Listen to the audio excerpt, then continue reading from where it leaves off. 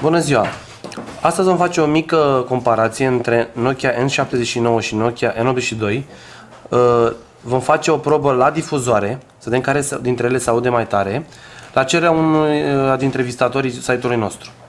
În primul rând vreau să vă arăt efectiv ambele aparate dispun cam de aceeași platformă. Uitați și dumneavoastră pe partea cealaltă, mufă, card, încărcare, iar pe partea aceasta la fel.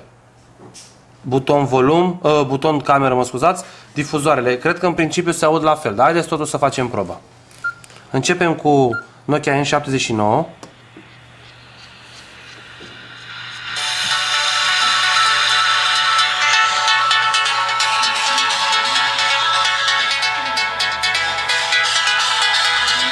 Volumul este la maxim.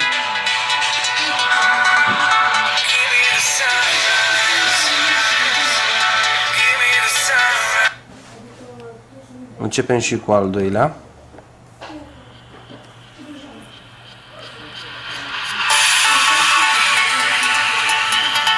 Să știți că din start se aude un pic mai bine în 82-ul. Nu prea pot să-mi explic de ce, dar poate și fiind mai voluminoasă carcasa, există un spațiu mai mare de rezonanță al difuzorului în interior. La prima strigare, cum se zice, câștigă N82. Să derulăm un pic să vedem și mai pe la mijlocul melodiei.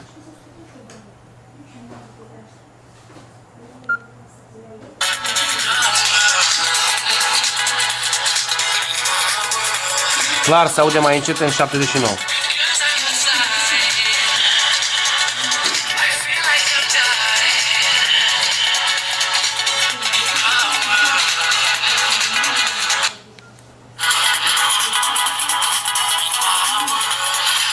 Nu foarte mare diferența, dar clar se aude mai tare în 82.